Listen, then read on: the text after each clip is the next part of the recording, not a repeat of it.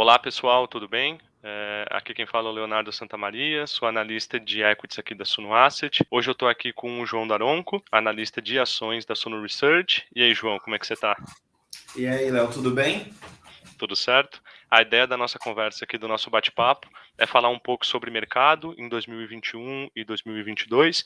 Então, numa abordagem, num enfoque mais setorial, falando quais foram os setores de maior destaque no ano agora de 2021 e também quais são os setores com melhores perspectivas, né, que tem um melhor cenário para 2022. Aí eu já, sem me alongar mais, já jogo a bola para o João. Se o João quiser começar e falar qual o setor dele de destaque para 2021 e alguma mensagem inicial aí. Obrigado, João. Ótimo. Nada, Leonardo, obrigado pelo convite de participar desse vídeo. Eu acho que vai ser bem interessante. E aí, o primeiro setor que eu acho que se destacou em 2020, devido a todas as problemas que a gente teve, toda essa questão de instabilidade política, instabilidade econômica, é o setor de energia. A gente viu uma crise energética também que atingiu o setor, e aí o setor saiu muito mais firme, e eu trago um destaque adicional para o segmento de transmissão dentro do setor de energia. Muito se fala de ser um dos segmentos mais seguros da Bolsa. Ele tem receitas firmes, tem reajuste por IPCA, reajuste por IGPM, dependendo do tipo de contrato. Então, acho que esse segmento dentro do setor elétrico foi o de maior destaque, na minha visão, por mostrar resiliência, por mostrar que tem empresas comprometidas, empresas muito boas e tem muita resiliência no seu fluxo de caixa, muita previsibilidade. Isso traz muita segurança para o investidor. Para mim, esse foi um dos principais destaques para 2021 aqui no Brasil.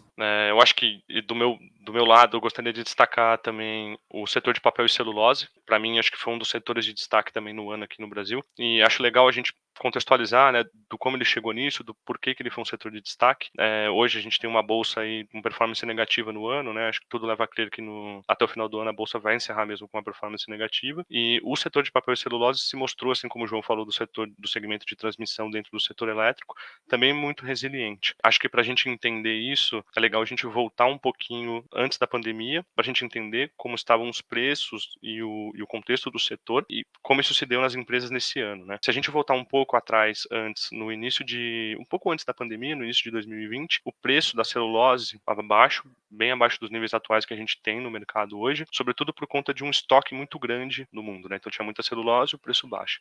Aí, com a pandemia e o choque nas cadeias produtivas, oferta, demanda, enfim, o desequilíbrio, houve um aumento no preço da celulose, sobretudo por conta da diminuição dos estoques e aumento da procura, da demanda, né? E por que isso aconteceu? A celulose é o principal componente, né, para a fabricação de papel, papelão ondulado, e é um produto muito utilizado em algumas indústrias resilientes. Então, os clientes desse segmento, dessa indústria do papel e celulose, são segmentos e indústrias resilientes, como, por exemplo, alimentos. Então, o maior cliente do segmento de papel e celulose é a indústria de alimentos, então, para papel, papelão, embalagem para esses produtos. Assim como, por exemplo, também delivery, e-commerce, né? Então, quando aconteceu a pandemia, né, no início de 2020, a gente teve um aumento muito forte no e-commerce, né, na entrega, no delivery, e isso impulsionou muito o preço da celulose pelo mundo, sobretudo por também o que eu falei, por uma diminuição no estoque e aumento da demanda. E com esse aumento de preço, essas empresas, né, e o segmento de papel e celulose passou a apresentar fluxos de caixa maiores, né?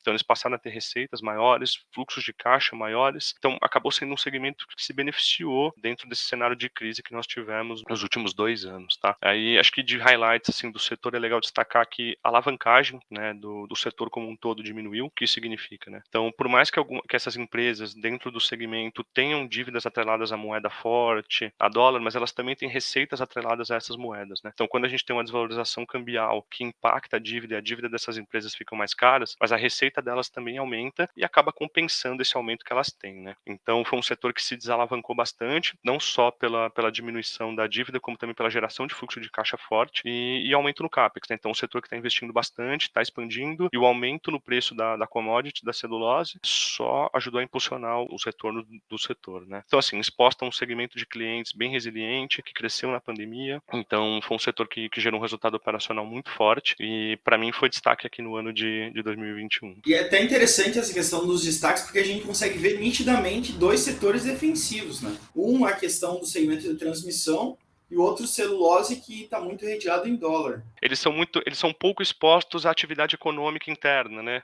Então, eles têm contratos fixos, têm contratos definidos, ou estão expostos a outros tipos de riscos que não o do cenário interno que nós temos aqui no país, né? Então, quando nós pegamos, por exemplo, dentro do segmento de papel e celulose, que não é só esses dois, tem também papelão ondulado, que são outros tipos de produtos aí dentro do segmento, eles estão expostos a diferentes tipos de riscos que não somente aqui o do mercado interno, né? Então, como você bem falou, eles têm uma diversificação aí de riscos e acaba beneficiando essas empresas, né? Elas não ficam tão expostos a só o que acontece aqui dentro. Exatamente. Perguntar para o João também como é que ele está vendo aí 2022, o que ele está vendo aí principalmente de bolsa, né, de mercados, e qual ele acha que é um setor que pode se beneficiar, que está bem posicionado para o próximo ano que a gente vai ter aí. Ótimo. Eu acho que assim, 2021 foi um ano muito importante para o agro na bolsa e para o agro como um todo. O agro, até já dei a resposta de qual que é o setor promissor que eu acredito para 2022, mas o agro ele representou. Entregou, né? Entreguei.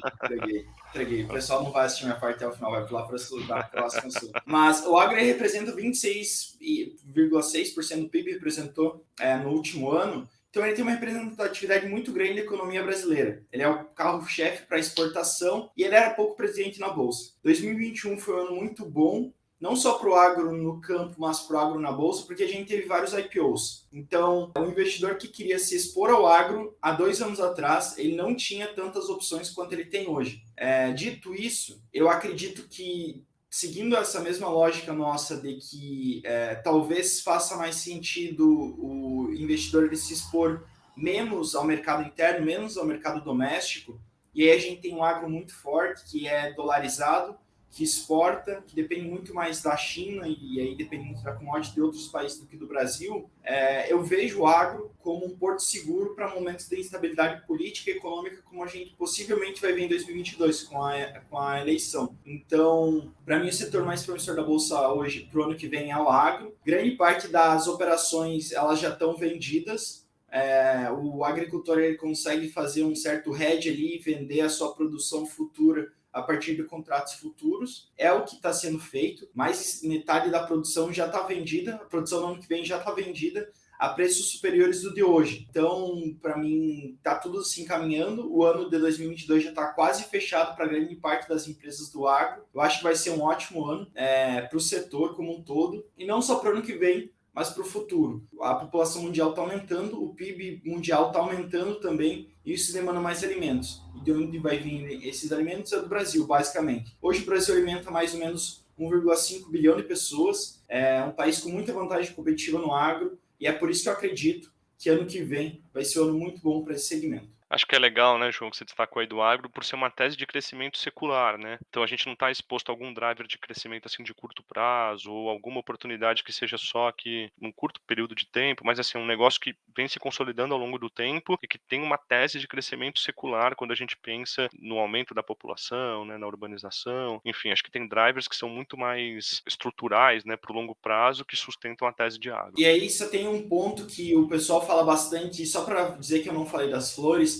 que é a questão dos fertilizantes, né? A gente está vendo uma crise energética na China, e aí, só para dar uma contextualizada pessoal, o Brasil importa fertilizantes da China e de outros países, mas essa crise energética da China tem impactado a cadeia de suprimentos como um todo, de fertilizantes agrícolas. E aí, muito se fala em escassez de fertilizantes. E aí podem perguntar, pô, João, ano que vem será que não vai ser afetado? Para tranquilizar todos vocês, grande parte dos fertilizantes utilizados no ano que vem já estão sendo comprados. Então, 2021, 2022, essa safra não deve ser afetada. Talvez tenha uma redução na margem do agricultor. Em geral, a margem era de 40%. Nesses últimos 2 anos, a margem subiu. O agricultor tem uma margem operacional de uns 60%. A ideia é que no ano que vem caia para uns 30%, 40% no novo. Então, não deve afetar de maneira significativa, não deve ter escassez. Essa escassez talvez seja vista em 2022, 2023, mas isso tudo vai depender de um cenário de como vai se comportar esse segmento. E isso me lembra até um pouco também os setores de papel e celulose, né, que a gente estava conversando há pouco, que teve um aumento de custos também em 2021, né? Então a gente falou da parte da receita aqui, do incremento da receita operacional, né, da desalavancagem do setor, mas também teve aumento de custos, principalmente ocasionado assim por conta de insumos, de químicos, de combustível, que são drivers de custo fortes para o setor. Só que o aumento que eles tiveram de receita, né, de receita líquida, de receita operacional, foi o suficiente para poder cancelar esse aumento de custos que teve. Por isso que o setor performou tão bem, né? Então, tanto o agro quanto o papel e celulose,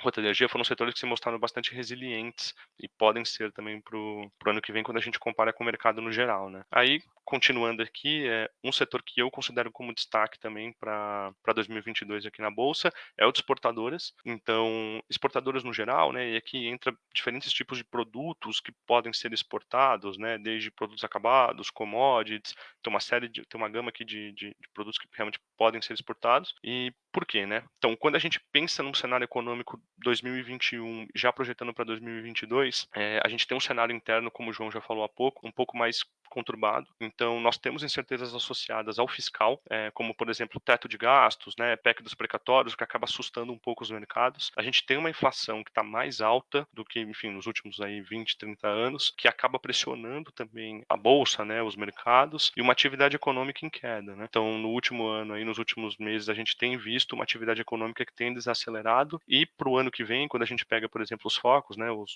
boletins focos do Banco Central, a gente já vê uma possível recessão ou uma estagnação econômica e uma inflação alta e juros altos para tentar conter essa subida. Então, tudo isso cria um cenário um pouco mais desafiador para o cenário interno, né, para a bolsa e para a equities aqui dentro do Brasil. Então, exportadoras acabam sendo um hedge natural, né, uma proteção contra esse cenário interno um pouco mais difícil. Então, elas são empresas que normalmente podem ter custos em real e receita em dólar. Tudo indica que o câmbio no ano que vem tende a continuar desvalorizado aqui para o real, né? Então, o real desvalorizado e o dólar valorizado. Então, elas acabam tendo, né, uma própria proteção, mesmo que elas tenham dívidas em dólar, a receita delas acabam compensando isso também. E elas estão expostas a diferentes tipos de risco que não só o mercado interno, né? Então, por mais que a gente tenha aqui um cenário mais difícil e mais pressionado até para consumo, para as empresas e para toda a cadeia, lá fora os drivers de risco são outros, então elas acabam tendo uma vantagem com relação a empresas que estão expostas só ao mercado interno, né? Acho que é isso. Acho que a mensagem que fica é diversifique, né? Não é só o Brasil, a gente tem o planeta como um todo, exportadoras conseguem acessar todos esses mercados. É legal o investidor ter essa abordagem um pouco mais global, né? Pensar que não existe também só a bolsa aqui no Brasil, né? Nós também temos outras classes de investimento e outros tipos de investimento também globais. E acho que é isso, pessoal. Queria agradecer aí ao João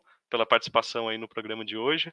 Muito obrigado, viu, João? Eu que agradeço pelo convite, Léo. Sempre que precisar, estou à disposição para conversar sobre ações. Então é isso, pessoal. Muito obrigado aí. A gente deu um cenário para vocês aí um pouco de 2021, 2022, num enfoque mais setorial, né, numa abordagem mais setorial. E não deixe de acompanhar as páginas da Suno Asset, da Suno Research, Instagram, YouTube. Se você gostou, curte, compartilhe esse vídeo e não deixe de acompanhar a gente aí nos próximos programas.